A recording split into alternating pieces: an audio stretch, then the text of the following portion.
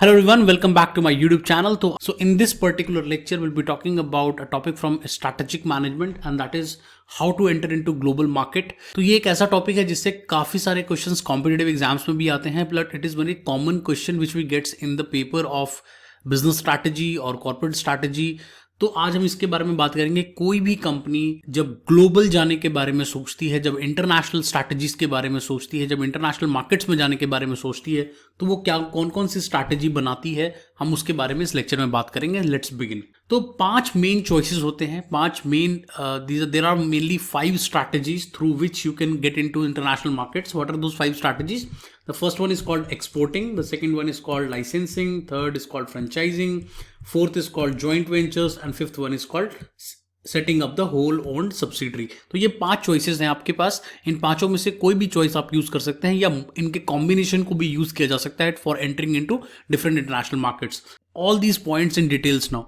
तो let's begin with the first one and that's called exporting। exporting के बारे में बात करते हैं। So it is better to start from exporting and then think of other options। Obviously जो पहला स्टेज होगा आपका, अगर मान लीजिए आपकी जो होम कंट्री है जहां आप ऑपरेट कर रहे हैं वो लेट अस सपोज यूएसए है और आप यूएसए से इंडियन मार्केट में जाने के बारे में सोच रहे हैं, या कोई इंडियन कंपनी है जो यूएस के मार्केट में जाने के बारे में सोच रही है, तो वो सबसे पहले एक्सपोर्ट के रास्ते से जाने की कोशिश करेंगे। मतलब आप अपने प्रोडक्शन को इंडिया में ही करेंगे और तब यहां से उसको एक्सपोर्ट करेंगे इनटू यूएस मार्केट। तो अपने प्रोडक्ट्स को आप एक्सपोर्ट करके यूएस मार्केट में भेजने की कोशिश करेंगे and that is one of the most safest option we can have.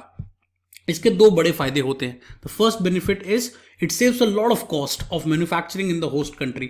Obviously आपकी बहुत सारी कॉस्ट बचेगी, क्योंकि अगर आप कोई प्रोडक्शन प्लांट जाके यूएस में ओपन करते तो उसकी बहुत कॉस्ट पड़ती, वहाँ एम्प्लॉयज मेंटेन करने पड़ते, आपको वहाँ की प्रोडक्शन लाइन सेटअप करनी पड़ती है, टेक्नोलॉजी यूज करना पड़ता, एक काफ़ी अच्छा खासा इन्वेस्टमेंट करना पड़ता, और वो भी आपको ये भी नहीं पता है कि आप उस मार्केट में कामयाब होंगे भी या नहीं होंगे। So it is always better that you take a very calculated risk and export उनमें से एक है जो आपको कैलकुलेटेड रिस्क देता है।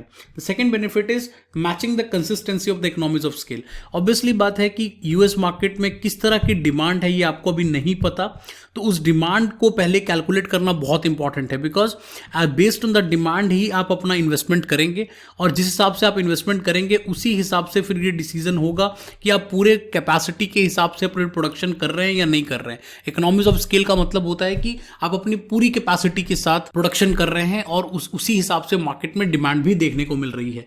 तो यहां पर क्या होता है कि आप मार्केट में डिमांड को देख लेते हैं, जितनी भी डिमांड होती है उस हिसाब से आप एक्सपोर्ट कर देते हैं, तो वो आपकी इकोनॉमीज ऑफ स्केल भी अचीव होने में आपको हेल्प मिलती है। प्लस चूंकि आप लोकल मार्केट में भी बेच रहे हैं प्रोडक्ट को, तो इंटरनेशनल मार्केट आपकी इकोनॉमीज ऑफ स्केल को और बढ़ाएगा। So what is important to understand, तो ये 2 बड़े बेनिफिट होते हैं एक्सपोर्टिंग के। Let me give you certain examples to explain this. Sony ने जब टेलीविजन मार्केट में अपने आप को एंटर किया था तो उन्होंने सभी जगह एक्सपोर्टिंग से शुरू किया था, बिकॉज उन्हें पता था कि लोकल लेवल पे जाके मैन्युफैक्चरिंग करके उस प्रोडक्ट को बेचने से वो प्रोडक्ट कभी भी सस्ता नहीं बेच पाएंगे हम। प्लस मोर इंपॉर्टेंटली हमें अगर इनकम बनाना है, प्रॉफिटेबिलिटी बनानी है, तो we must think of making margins into business, तो वो आपको एक्सपोर्टिंग से मिल जाता है। एक और एग्जांपल की बात करते हैं, जब जापानीज ऑटोमोबाइल्स यूएस मार्केट में गए तो उन्होंने भी एक्सपोर्ट से काम शुरू किया था।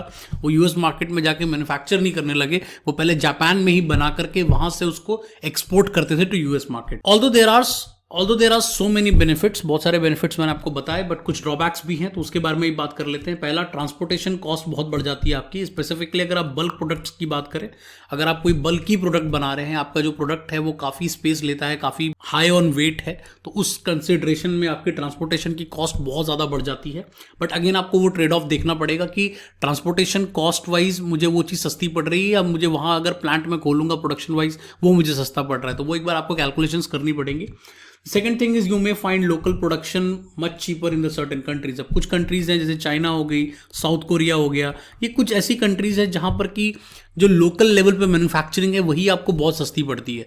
तो रादर देन कि आप उसको यहां से एक्सपोर्ट करो, उससे बेटर होगा कि आप लोकल रिसोर्सेज को यूटिलाइज करो और वहीं पे उसको प्रोडक्शन करना शुरू कर दो। The third thing is changing local laws. अब कई बार क्या होता है, जो लॉज हैं वही एक्सपोर्ट के फेवर में नहीं है एंड उसकी वजह से आपको प्रॉब्लम आती है। जैसे कि जब यूएस में कांग्रेस की गवर्नमेंट थी तो उस टाइम पे उन्होंने क्या किया कि जब उन्होंने देखा कि जापानीज जो ऑटो मेकर्स हैं they are just exporting their products into US market और वो सक्सेसफुल भी हो रहे हैं, लॉ ही चेंज कर दिया कि अगर आपको कि आप जापानीज प्रोडक्ट्स को यूएस मार्केट में एक्सपोर्ट नहीं कर सकते, आपको लोकली उसको मैन्युफैक्चर करना पड़ेगा।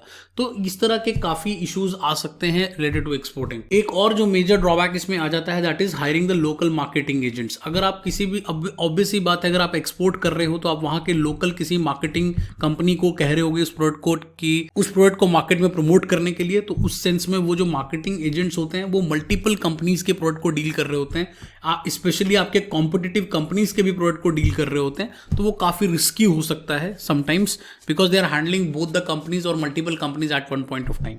सो this is all about exporting. Let's begin with the second option and that's called licensing. अब लाइसेंसिंग क्या होती है, पहले उसके बारे में बात करते हैं। It is an arrangement where a foreign licensee buys the right to produce a company's product in the licensee country for a negotiated fee. Obviously बात है, यहां पे दो पार्टीज होती हैं, एक लाइसेंसर होता है जो लाइसेंस देता है और एक लाइसेंसी होता है जो लाइसेंस लेता है। अब जो लाइसेंसर होता है वो आपको राइट देता है टू द लाइसेंसी कि आप मेरे बिहाफ पे, मतलब मैं अपने होम कंट्री में ही ऑपरेट करता रहूंगा, लेकिन आप मेरे बिहाफ पे किसी भी होस्ट कंट्री में मेरा लाइसेंस लेकर आप मैन्युफैक्चर कर सकते हो, प्रोड्यूस कर सकते हो, मेरे ब्रांड नेम को यूज कर सकते हो, मेरे लोगो को यूज कर सकते हो ऑन द प्रोडक्ट। आप मेरे बिहाफ पे बेसिकली प्रोडक्ट को मार्केट में बनाकर बेच सकते हो और उसके बदले में हम कुछ ना कुछ आपको फी पे करेंगे। तो this is a simple system जिससे कि आप किसी भी इंटरनेशनल मार्केट में चले जाओगे, बिकॉज आप अपने होम कंट्री में ही बैठे रहोगे, बट आपकी जो होस्ट कंट्री है, जिस भी कंट्री में आप जा रहे हो, फॉर एग्जांपल इंडिया की कंपनी को यूएस में जा रही है, तो वहां पर कोई लाइसेंस ले सकता है आपके ब्रांड का और वो आपके बिहाफ पे मार्केट को प्रोड्यूस करके मार्केट में प्रोडक्ट को बेचेगा। यहां पर कंपनीज जो होती हैं वो रॉयल्टी पे करती है on the based on the number of units you sold. तो जितने भी प्रोडक्ट आप यूनिट्स बेचोगे उसके हिसाब से कंपनी आपको रॉयल्टी पे कर देगी। All the resources need to be arranged by the company who is taking the licence. Obviously बात है, जो company which is taking the licence in the host country, जो लाइसेंसी है उसकी सारी जिम्मेदारी है। They are the one who are responsible for everything. They have to maintain the high quality standards, they need to set up all the technology, they need to set up the production plan, they need to set up the marketing plans, everything they have to do on the behalf of the company on the behalf of the licensor. इसके भी again there are certain advantages and disadvantages to this also. Let's talk about some advantage. The biggest advantage is obviously जो आपकी development cost है और risk है वो काफी कम हो जाता है, क्योंकि कॉस्ट आपकी बहुत बच रही है, क्योंकि आपको कुछ भी नहीं करना पड़ रहा, सिर्फ आप लाइसेंस दे रहे हो और उस लाइसेंस के बिहाफ पे ही आपको पैसे मिल रहे हैं। उससे आपको पैसे भी मिल रहे हैं प्लस आप इंटरनेशनल मार्केट्स में एंटर भी कर जा रहे हो, तो उससे आपका जो रिस्क है वो भी बहुत कम है, बिकॉज सारा रिस्क तो लाइसेंसर ले रहा है on your behalf. You can earn in the form of licensor from licensee. Obviously licensor जो है वो पैसे भी कमाता है by giving its लाइसेंस दे करके। तो यहां पे जो लाइसेंसी होता है वो लाइसेंस को लेने के लिए भी एक अमाउंट पे करता है। अगर कोई बड़ा ब्रांड है तो ऑब्वियसली आपको वो अमाउंट भी पे करना पड़ेगा। तो that is also one of the form of earning which you can get from licence. On the other side there are 3 major disadvantages. इसके 3 बड़े डिसएडवांटेज हैं, उसके बारे में बात करते हैं। जो फर्स्ट डिसएडवांटेज है that is miss use of brand elements. Obviously बात है, होस्ट कंट्री में आपका कोई कंट्रोल नहीं है, तो उस सिचुएशन में जो भी कंपनी आपका लाइसेंस ले रही है वो हो सकता है आपके ब्रांड नेम को गलत तरीके से इस्तेमाल कर ले, वो उस तरह की क्वालिटी लेवल को मेंटेन ना करे, वो आपके ब्रांड एलिमेंट्स को, जो आपका लोगो है, स्लोगन है, नाम है, उसको गलत तरीके से इस्तेमाल कर ले किसी भी तरह के, तो वो काफी नुकसान करा सकती है आपको। and that could be one of the major disadvantage as a parent brand. Second thing is lack of control over manufacturing, marketing and strategic functions. Obviously the host licensor is the one who is taking all the responsibility. सारा risk उसका है, सारा पैसा उसका है, तो आपकी manufacturing भी सारी वो देखता है, मार्केटिंग भी वो देखता है, स्ट्रैटेजिक फंक्शंस भी सारे लोकल लेवल पे वो देखता है। तो आपका जो कंट्रोल होता है उस लाइसेंसर के ऊपर वो बहुत ज्यादा नहीं होता, सिर्फ उतना ही कंट्रोल आप उसको कर सकते हैं जितना कि कॉन्ट्रैक्ट में लिखा हुआ है, उससे बाहर आप जाकर के उसको कंट्रोल शायद नहीं कर पाएंगे।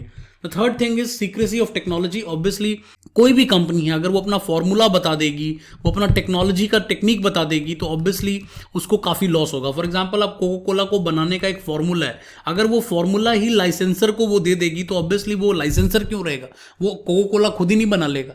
सो that is the reason why जो टेक्नोलॉजी का नो हाउ है उसकी सीक्रेसी को मेंटेन करना भी बहुत चैलेंजिंग हो जाता है in the case of licensing. So let's talk about the third strategy through which you can get into international market and that is called franchising.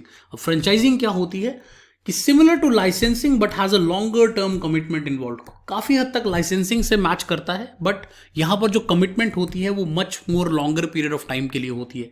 अब यहां पर क्या होता है कि it is a special form of licensing where the franchiser not only sell the intangible property to franchisee but also insist the franchisee to follow the strict guidelines how to do business. Again यहां पर भी एक franchisor होता है और एक franchise होती है. तो फ्रेंचाइजर वो है जो ब्रांड है जो अपने होम कंट्री से होस्ट कंट्री में जाना चाहता है, किसी नए मार्केट में जाना चाहता है. फ्रेंचाइजर वो है जो कि उस चीज की फ्रेंचाइजी ले रहा है इनटू अ न्यू कंट्री. तो अब फ्रेंचाइजी अगर आप ले रहे हो तो फ्रेंचाइजी में क्या होता है, सिर्फ आपको ब्रांड एलिमेंट्स नहीं मिलेंगे, सिर्फ आप लोगो या मैन्युफैक्चरिंग या मार्केटिंग ये सब आप नहीं देखोगे, बट यहां पर जो सबसे इंपॉर्टेंट चीज होती है वो होती है गाइडलाइंस. तो कंपनी जो फ्रेंचाइजर होता है, जो आपको फ्रेंचाइजी दे रहा है बेसिकली, वो बहुत ही स्ट्रिक्ट गाइडलाइन बनाता है in for everything, for manufacturing, for service quality, for how to do business. मतलब बिजनेस किसी भी तरीके से अगर आपको करना है तो वो फ्रेंचाइजी के बनाए हुए गाइडलाइंस के हिसाब से ही करना पड़ेगा. तो यहां पर कंट्रोल जो होता है वो काफी बेहतर है as compare to licensing. Obviously ये सर्विस कंपनीज ज़्यादा करती हैं, मैन्युफैक्चरिंग पे इतना ज़्यादा एप्लीकेबल नहीं है. मैन्युफैक्चरिंग में तो लाइसेंसिंग ही यूज होता है, but service companies specifically companies like McDonald's, KFC, Domino's, ऐसे ब्रांड्स जो हैं अक्सर अपने अपने फ्रेंचाइजी मॉडल को फॉलो करते हैं, बिकॉज उनको पता है कि फ्रेंचाइजी मॉडल से उनको काफ़ी अर्निंग होने के पॉसिबिलिटी है, प्लस वो इंटरनेशनल मार्केट्स में भी एंटर कर जाते हैं. The best example could be McDonald's. McDonald's का जो पूरा मॉडल है वो फ्रेंचाइजी बेस्ड मॉडल पे बना हुआ है. जब भी मैकडॉनल्ड्स किसी इंटरनेशनल मार्केट में जाती है, for example when they came to India, they asked the people to apply for their franchisee. लोगों ने अप्लाई किया फ्रेंचाइजी के लिए, they paid money to McDonald's, उन्होंने पैसे दिए मैकडॉनल्ड्स को फॉर गेटिंग दैट फ्रेंचाइजी. उसके बावजूद भी मैकडॉनल्ड्स ही सब कुछ कंट्रोल करती है, right from their menu to their employees to their training to their setup to their infrastructure, everything. इसीलिए आपको सब जगह सिमिलैरिटी देखने को मिलती है. अगेन सर्टेन एडवांटेज और डिसएडवांटेज है फ्रेंचाइजिंग का, उसके बारे में ही बात कर लेते हैं. तो biggest advantage is obviously it does not have to bear the development cost. आपकी जो कॉस्ट है वो बहुत बच जाती है. डेवलपमेंट कॉस्ट आपको कोई भी नहीं लगानी, वो लगाएगा जो फ्रेंचाइजी को ले रहा है. सेकेंड, ऑब्वियसली यू हैव आप बिजनेस को एक्सपैंड कर लेते हैं at a very low cost, plus आपको जो फ्रेंचाइजी होता है, जो फ्रेंचाइजीज ने फ्रेंचाइजी ली है आपसे, वो भी आपको मनी पे करता है, तो आपको रिवेन्यू भी मिलता है यहां से. Third is difficult to maintain, but यहां पर जो मेजर प्रॉब्लम आपको आती है, the problem is difficult to maintain standardised coordination. Obviously बात है, फ्रेंचाइजर जो है वो अपने होम कंट्री में है, वहां से होस्ट कंट्री में कंट्रोल करने की कोशिश कर रहा है, प्लस बहुत सारे रिसोर्सेज ऐसे होते हैं जो होस्ट कंट्री में शायद आपको मिले भी ना. तो दैट इज वन थिंग जो एक बहुत इंपॉर्टेंट चीज है. प्लस सर्विस में चूंकि ये सबसे ज्यादा प्रॉब्लम इसलिए आती है कि सर्विस सेक्टर में स्टैंडर्डाइजेशन करना बहुत मुश्किल है, कि हर जगह पर मैकडॉनल्ड्स के बर्गर का टेस्ट सेम ही होगा, सेम साइज का होगा. तो ये सारी चीजें बहुत इंपॉर्टेंट होती है to understand, and that is the reason why जो एक मेजर डिसएडवांटेज है that is maintaining the standardise quality. And quality control करना बहुत मुश्किल है. क्वालिटी को मेंटेन रखना, सेम क्वालिटी पे प्रोडक्ट को डिलीवर करना कस्टमर को, इतने सारे स्टोर्स हैं, हर स्टोर से सेम तरह की क्वालिटी का प्रोडक्ट बनाना, it's really challenge. One of the ways is to solve the issue is setting up a subsidiary unit that can maintain quality. तो बहुत सारी कंपनीज क्या करती हैं कि एक पर्टिकुलर कंट्री में एक सब्सिडरी वो अपना बना लेती हैं और फिर वो उस एक सब्सिडरी से वो बाकी सारे फ्रेंचाइजी को कंट्रोल करते हैं. तो this could be one of the models जिससे फ्रेंचाइजी को आप बेटर कंट्रोल कर पाएंगे, क्योंकि एक सब्सिडरी कम से कम लोकल लेवल पर आपके पास अवेलेबल है. The fourth one is joint venture. Joint venture क्या होता है? When two companies join their hand for a specific project. एक कंपनी X है, एक कंपनी Y है, दोनों को एक जगह पर फायदा नजर आ रहा है, किसी बिजनेस में फायदा नजर आ रहा है, तो आप दोनों कंपनी मिलकर के उस बिजनेस में पैसा लगा देती है और वहां से एक थर्ड एंटिटी बन जाता है, और उस थर्ड एंटिटी को हम जॉइंट वेंचर कहते हैं, X और Y company. For example Fuji and Xerox, इन दोनों ने अपने हाथ मिला करके फोटो कॉपियर एक टाइम पे खूब बनाए थे, and that is the reason why it was one of the longest joint venture in the history of business. There could be a 50-50% of stake or maybe decided on the basis of companies involved. अब एक तो तरीका है कि X company भी 50% stake लेगी, Y भी 50% stake लेगी. That could be one of the ways. Other ways around is X company कहती है मैं 51% लूंगी, Y कहता है 49% लूंगा. तो ऑब्वियसली जो वीटो पावर है वो X के पास चला जाएगा, because they have more ownership in the company. Otherwise कुछ और तरीके भी हैं. फॉर एग्जाम्पल 70-30 भी हो सकता है, 60-40 भी हो सकता है, depending upon the two companies negotiation and depending upon the market they are entering and depending upon the business they are entering. तो इन सभी चीजों का ध्यान रख के जॉइंट वेंचर किया जा सकता है. But obviously it's a win win situation. अब इसके जो कुछ एडवांटेज है और कुछ डिसएडवांटेजेस हैं उसके बारे में बात करते हैं। The companies get the biggest benefit that आपको लोकल कंपनी, जिस कंपनी के साथ आप जॉइंट वेंचर कर रहे हैं, उसकी कॉम्पिटिटिव पोजीशन का फायदा होता है, उसके जो लोकल रिसोर्सेज हैं, उसकी नॉलेज है, उसका अंडरस्टैंडिंग है लोकल कल्चर का। तो जो भी कंपनी जो लोकल लेवल पे काम कर रही है उसके रिसोर्सेज आपके बहुत काम आ सकते हैं, उनकी कैपेबिलिटीज एबिलिटीज आपके बहुत काम आ सकती है। तो उस पर्सपेक्टिव से जॉइंट वेंचर एक अच्छा आइडिया होता है। सेकंड इज आपकी कॉस्ट काफी शेयर हो जाती है, रिस्क शेयर हो जाता है लोकल पार्टनर को ऐड करने से।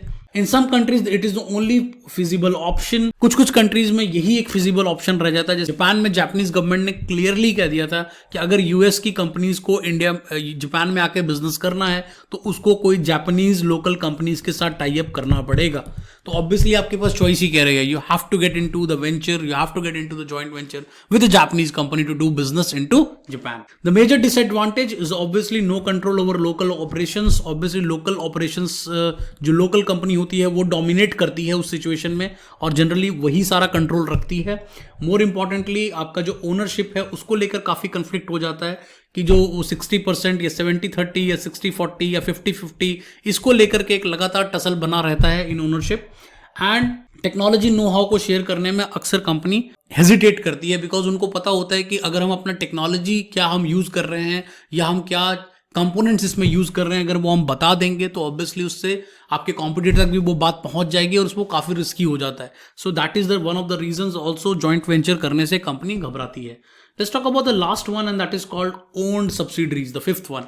तो आपकी जो सब्सिडरी आप खुद ओन कर सकते हैं, when the company owns 100% of their own subsidiary to start its operation in the new market. तो अगर कोई भी कंपनी एक नए मार्केट में जा रही है और वहां जाकर के 100% अपना सब्सिडरी बनाती है, उसके प्रोडक्शन भी वो खुद करेगी, उसकी मार्केटिंग भी खुद करेगी, every operation will be maintained by the company from the, जो एक तरह से अपनी होम कंट्री का एक पूरा डिवीजन सेटअप करना एक होस्ट कंट्री में जाके, that is called own subsidiary. The biggest advantage is obviously complete control. आपका टेक्नोलॉजी के ऊपर और आपके ऑपरेशंस के ऊपर आपका पूरा कंट्रोल रहता है, because you are the only owner of that particular subsidiary.